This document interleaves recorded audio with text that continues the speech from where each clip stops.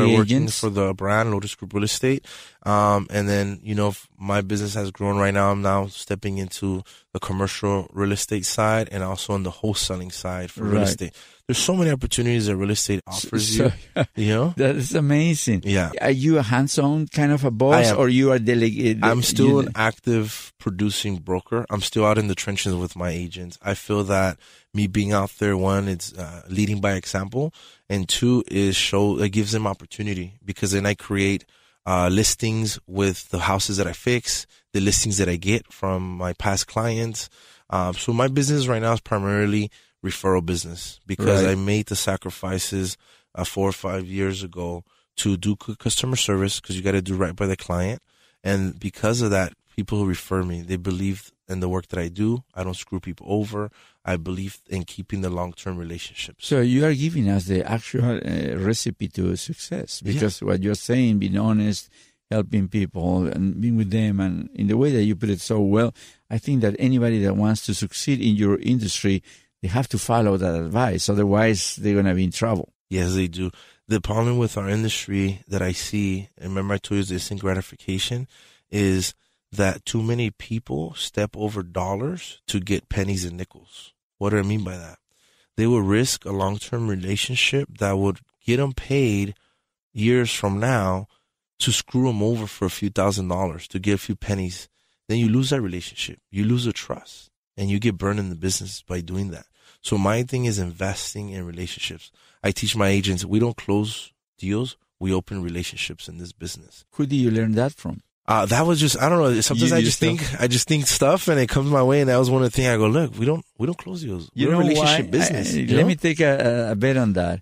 When you read, when you learn, you get stuck to your head. Not only that, it's like an athlete that goes to the Olympics. They have to practice, correct? They practice 3 years in order to just go there 2 weeks and that's it.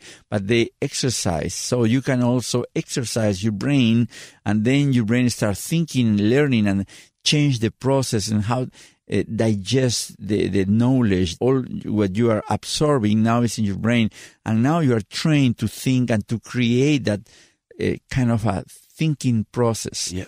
So you hit it right on the head. That's why you can elaborate and create that kind of philosophy or, ethics or whatever. And that's what you teach to your agents, correct? Yeah, you hit it right on the head. It's definitely a reprogramming. Why? Because most of us, especially my generation, I'm 32 years old right now, and we were taught, go to school, young, man. Go to school, get good grades, get a job, and go work for somebody else, right?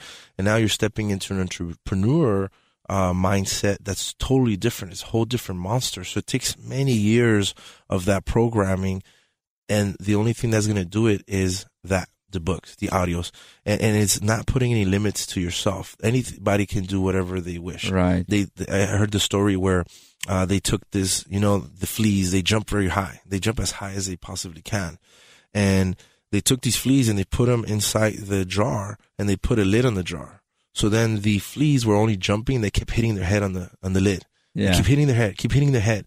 So when they opened up the jar, the fleas were not only jumping up to where the lid was. Beautiful. And that's the problem with people, is we put too many lids in our life. Right. Too many limitations.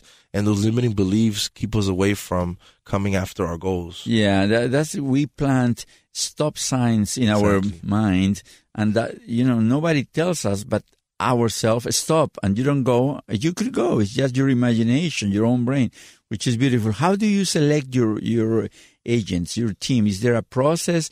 You look for a special or kind of a... It's kind of funny because... Yeah, it's kind of funny because we don't go out there and actively recruit agents from different offices. It's funny because we have good relations with many of the offices.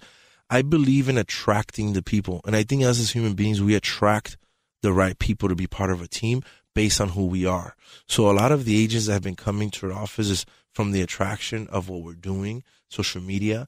And then what we find is the same qualities. Is we look for people that are going to be honest, they're going to be doing good business, that have goals, ambitions, that want a better life for themselves. And that's how we kind of pick them. People that are really goal-oriented, that want to kind of get to the next level of their life. But we take people that have no experience in sales. We train them, we reprogram them. And first we start with the mindset. This is my rule of thumb, is we're in a business that we want results, right? We want to make sure that they're closing deals so they can provide for the family.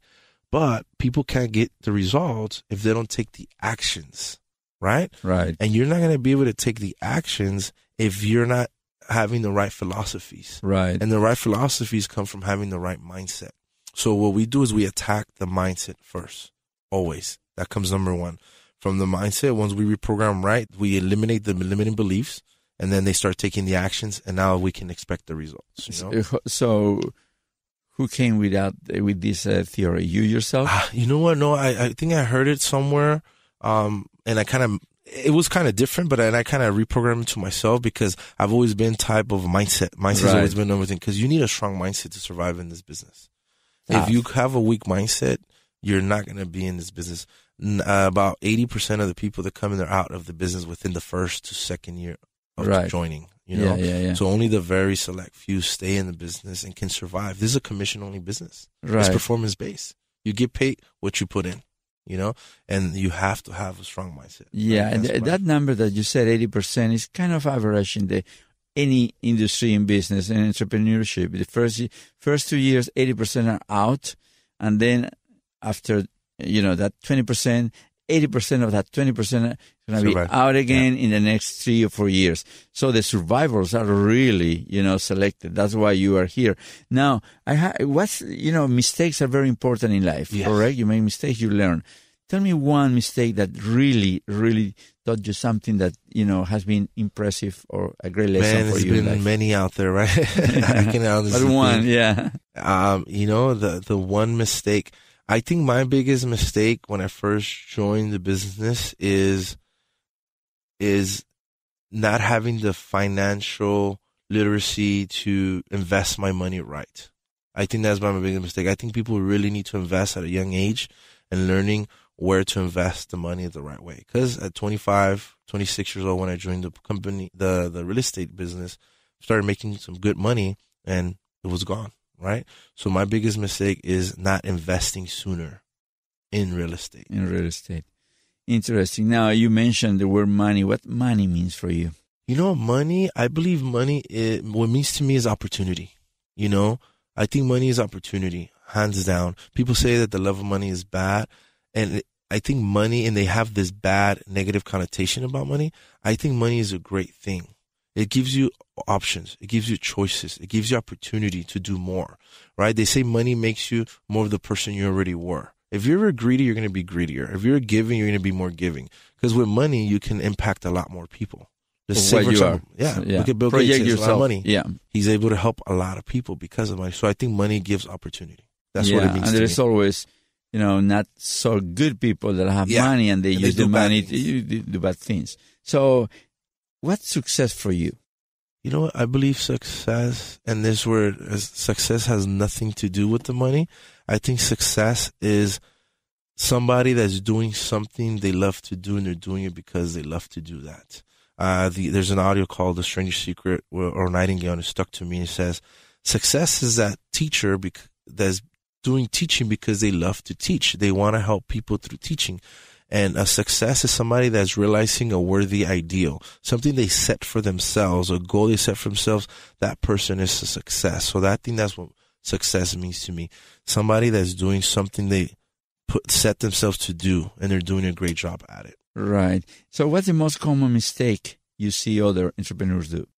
I think is what I went back to share is that they want things too quickly. I think that's a mistake they make a lot. And when you do that is you start getting sick because you start getting anxious. You start suffering from anxiety. Right. And I was talking to this because I had this talk with a couple of my agents. Two of them kind of were sick because they're young, hungry, and they think that things are going to happen right away. And I go, no, you need to be okay with just waiting. Keep working towards it. It's a process. You're going to grow. You can't expect to be rich next month or 2 months from now or next year. It's a whole process. Is it possible for people to do it quick? Yes.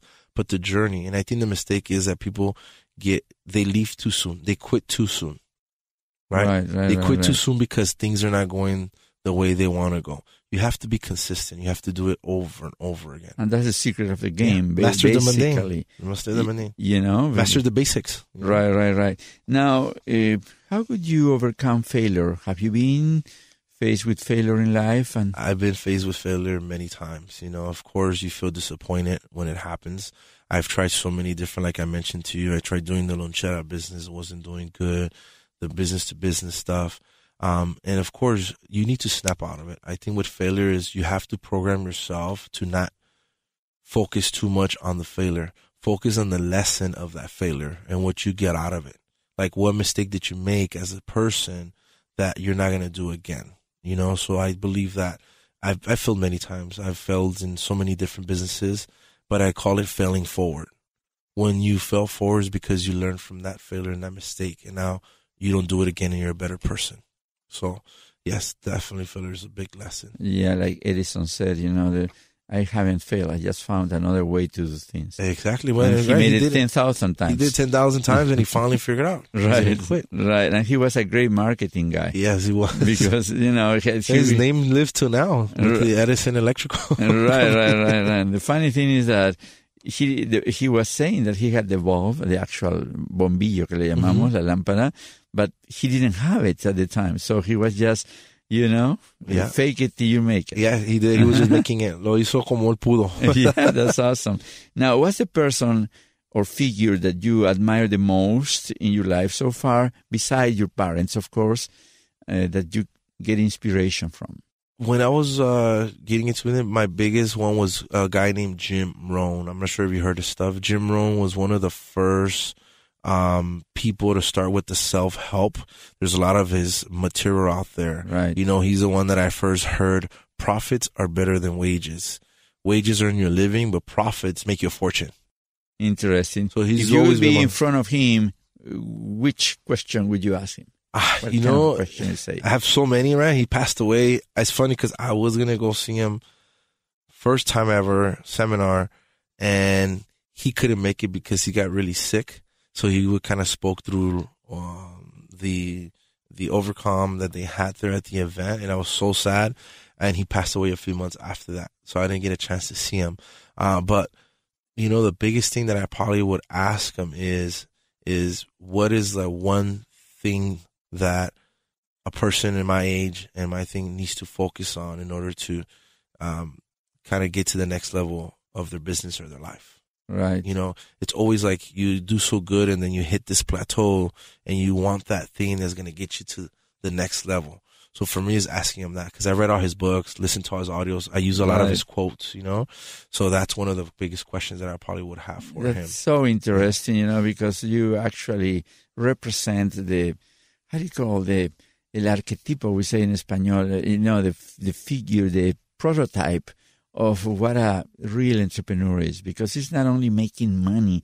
I always say behind a great business story, there is a great life story, because you need to be human. You need to have perception, wider perception, mindfulness of things, so you can approach the problem, solve, be a leader, guide others, be successful. Or if you fail, you have to be strengthful, to have the force to keep pushing. Keep pushing. And that's, that's so important. And I see that your parents, the readings that you do, the self-learning that you have in your life as a method of life, that's really the forces that are shaping you as a successful entrepreneur.